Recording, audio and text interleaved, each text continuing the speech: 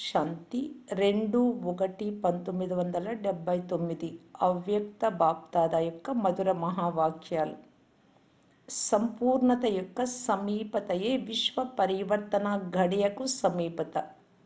పిల్లల యొక్క జాతకం తెలిసిన దయాహృదయుడైన శివబాబా మాట్లాడుతూ ఉన్నారు.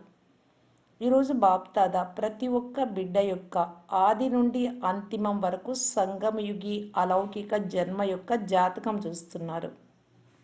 ప్రతి ఒక్కరూ దివ్య జన్మ తీసుకుంటూనే బాప్దాదాతో లేదా స్వయంతో ఏమేం ప్రతిజ్ఞలు చేశారు, మరియు ఇప్పటి వరకు ఏ ప్రతిజ్ఞలను ఎంత శాతంలో నిలుపుకున్నారు, ప్రతిజ్ఞ చేయటము మరియు నిలుపుకోవటంలో ఎంత తేడా ఉంది, లేదా చేయడము మరియు నిలుపుకోవడం రెండు సమానంగా ఉన్నాయా అని జన్మపత్రాన్ని చూస్తున్నారు. ప్రతి సంవత్సరం ప్రతి బిడ్డ శక్తిని అనుసరించి బాబా ముందు ప్రతిజ్ఞ చేస్తున్నారు. కానీ ఫలితంలో ఏం చూశారు? ప్రతిజ్ఞ చేసే సమయంలో చాలా ఉత్సాహ ఉల్లాసాలతో ధైర్యంతో సంకల్పం చేస్తారు. కొంచెం సమయం సంకల్పాన్ని సాకారంలోకి తీసుకురావటానికి అంటే పాటించడానికి, సమస్యలను ఎదుర్కోవటానికి శుభభావనతో కళ్యాణకారి కామనతో సంపర్కంలోకి వచ్చి సఫలతామూర్తులుగా అవుతున్నారు. కానీ నడుస్తూ నడుస్తూ కొంచెం సమయం తర్వాత పూర్తి ధ్యాస పెట్టుకోవడానికి బదులు కేవలం ధ్యాస పెట్టుకుంటున్నారు, మరియు ఆ ధ్యాస మధ్య మధ్యలో మారిపోయి అలజడి రూపంగా అయిపోతుంది. విజయము మా జన్మసిద్ధ అధికారము అనే సమర్థ సంకల్పం యొక్క రూపం నెమ్మదిగా పరివర్తన అయిపోయి జన్మసిద్ధ అధికారానికి బదులు అప్పుడప్పుడు బాప్దాదా ముందు అధికారం ఇవ్వు, శక్తి ఇవ్వు అనే మాటలు మాట్లాడుతూ ఉన్నారు. మాట ఒకటి అయితే అది ఇంకొక మాటలోకి మారిపోతుంది. మాస్టర్ దాత వరదాత అవ్వటానికి బదులు తీసుకునే వారిగా అయిపోతున్నారు. ఇలా పురుషార్థం యొక్క స్థితి అప్పుడప్పుడు తీవ్ర పురుషార్థంగా, అప్పుడప్పుడు పురుషార్థంగా, ఒక్కొక్కసారి అలజడిగా, ఒక్కొక్కసారి అచంచలంగా నడుస్తూ ఉన్నారు, మరియు నడుస్తూ నడుస్తూ ఆగిపోతున్నారు. ఇప్పటి వరకు ఫలితంలో మార్గంలో ఉండే దృశ్యాలు గమ్యానికి దూరం చేసేస్తూ ఉన్నాయి. ఇప్పటి వరకు కూడా ఇదే ఆటను చూపిస్తున్నారు. కానీ ఇది ఎప్పటి వరకు? బాప్దాదా ఇప్పుడు క్రొత్త ఆటను చూడాలనుకుంటున్నారు. అందువలన ఈ క్రొత్త సంవత్సరంలో ప్రతి దృశ్యం యొక్క లక్ష్యం సదా విజయీగా ఉండాలి. ఈ క్రొత్త ఆటను చూపించండి, మేము విజయీలమే, విజయీలుగానే ఉంటాము అనే సంకల్పం సదా ప్రతి కర్మలో ప్రత్యక్షంగా కనిపించాలి. ఎలా అయితే కల్పపూర్వం యొక్క స్మృతి చిహ్నం ఉంది కదా, ప్రతి ఒక్క శక్తి సేన యొక్క చేతిలో విజయీ జెండా ఎగురుతూ ఉంది. ఇప్పటి వరకు కూడా శ్రేష్ఠ ఆత్మలైన మిమ్మల్ని విజయీ రత్నాల రూపంలో ప్రపంచం వారు స్మరణ చేస్తున్నారు మరియు పూజిస్తూ ఉన్నారు. పురుషార్థం చేయడానికి కూడా చాలా సమయం లభించింది. నెంబర్ వారీగా శక్తిని అనుసరించి పురుషార్థం కూడా చేశారు. ఇప్పుడు ఏం చేయాలి?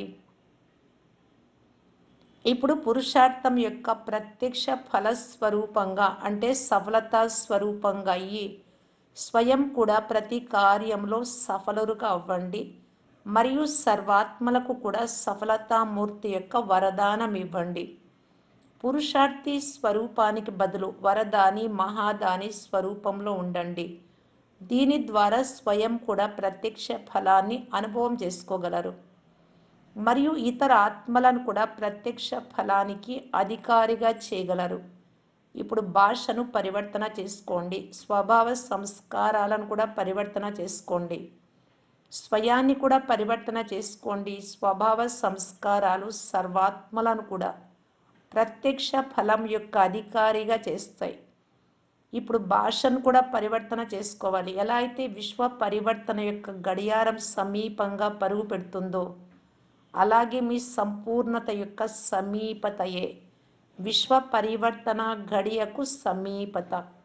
అందువలన ఇప్పుడు జరిగిపోయిందేదో జరిగిపోయిందని భావించి వ్యర్థ ఖాతాను సమాప్తి చేసుకోండి. సదా ప్రతి సంకల్పంలో సమర్థ ఖాతాను జమ చేసుకోండి.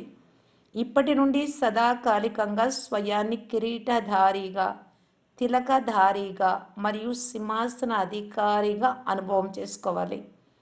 తిలకం చెరిగిపోవడము అంటే స్మృతి నుండి క్రిందకు వచ్చేయడం.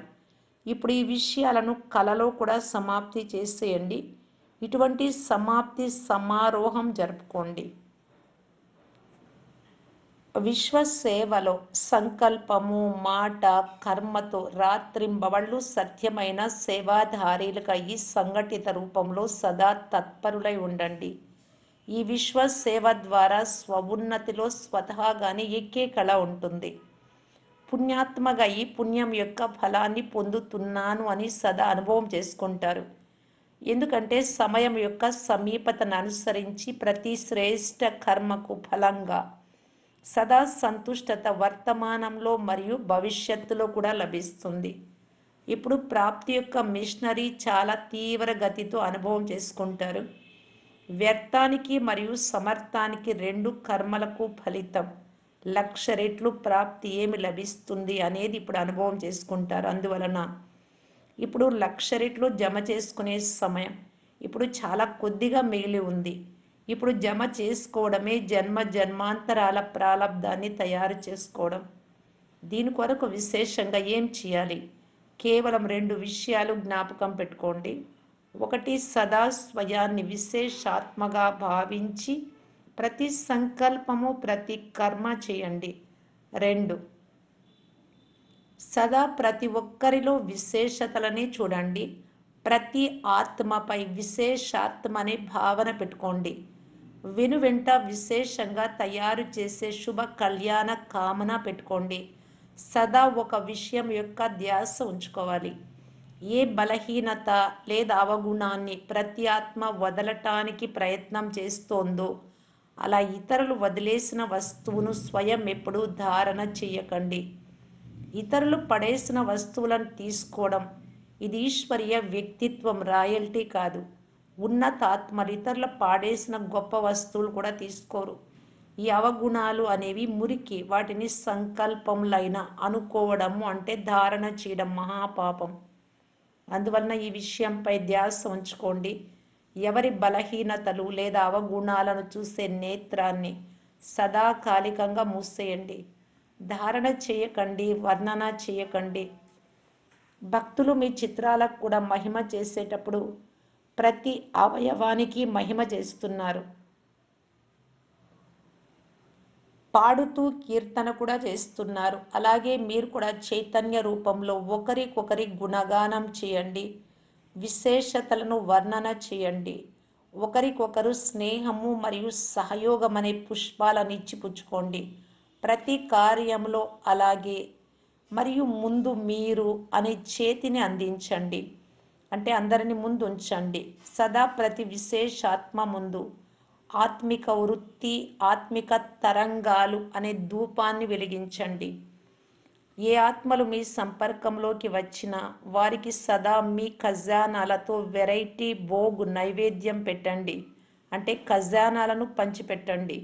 ఎప్పుడైతే ప్రత్యక్షంగా ఈ ఆత్మిక ఆచారం ప్రారంభించారో అప్పుడు భక్తిలో కూడా ఈ ఆచారం నడుస్తూ వస్తుంది. ఈ సంవత్సరం ఏం చేయాలో విన్నారా? ఈరోజు స్వపరివర్తన యొక్క విషయాలు వినిపించాను. సేవా క్షేత్రంలో ఏం చెయ్యాలి అని సేవ గురించి మరోసారి వినిపిస్తాను. ఈ విధంగా సదా సంపన్న మూర్తులకు, వ్యక్తిత్వం యొక్క నిజ సంస్కారము కలిగిన ఆత్మలకు, సదా తిలకము, కిరీటము, సింహాసన అధికారిగా ఉండే ఆత్మలకు, సదా ప్రతి కర్మ యొక్క ప్రత్యక్ష ఫలం తినే ఆత్మలకు బాప్దాదా యొక్క ప్రియ స్మృతులు మరియు నమస్తే. పార్టీలతో కలయిక. 1వ పార్టీతో గారడీ మంత్రం యొక్క స్మృతితో సఫలతా స్వరూపం.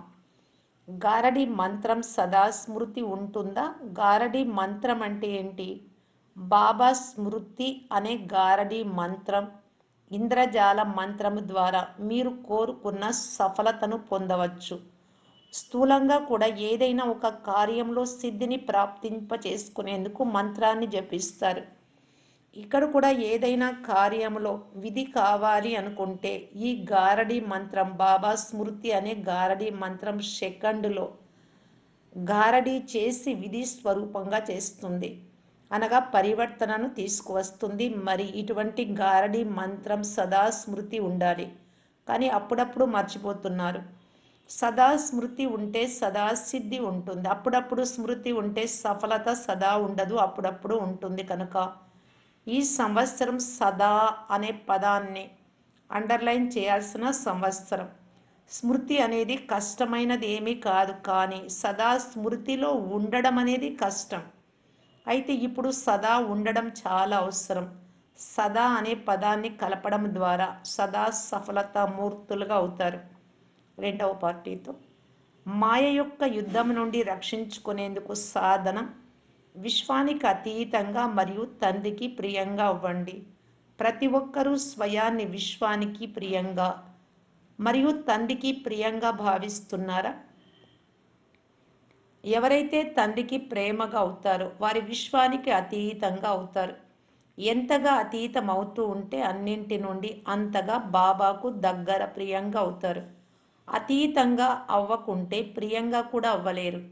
ఎవరైతే తండ్రి ప్రేమలో లౌలీనమై ఉంటారో వారు మాయ యొక్క ఆకర్షణను కోల్పోతారు, అనగా వారు మాయకు ఆకర్షితం అవ్వరు. ఎలాగైతే వాటర్ ప్రూఫ్ వస్త్రములు ధరించడం ద్వారా ఒక్క నీటి బిందువు కూడా నిలవదో, అలాగే ఎవరైతే లగ్నంలో మగ్నమై ఉంటారో లౌలీనమై ఉంటారో వారు మాయా ప్రూఫ్గా ఉంటారు. మాయ కొద్దిగా కూడా యుద్ధం చేయలేదు. తండ్రి యొక్క ప్రేమ అవినాశి మరియు నిస్వార్థమైనది. ఈ ప్రేమ యొక్క అనుభవం ఉంది మరియు అల్పకాలిక ప్రేమ యొక్క అనుభవం కూడా ఉంది. అయితే ఈ అవినాశి ప్రేమ ముందు ఆ అల్పకాలిక ప్రేమ ఏమీ కాదు. బాబా మరియు నేను ఆత్మ, మూడవ వారు ఎవ్వరూ లేరు. ఈ విధమైన స్థితిలో ఉండాలి. మూడవ వారు మధ్యలోకి రావడం అంటే ఎవరినైనా ఏ వస్తువునైనా కానివ్వండి, దేనిపైన ఇష్టం లేకుండా ఉండాలి. ఒకవేళ గుర్తుకొచ్చింది అంటే బాబా నుండి వేరు అవ్వడమే అవుతుంది. మూడవ వారిని మధ్యలోకి రానివ్వకపోతే బాబా నుండి వేరు కారు.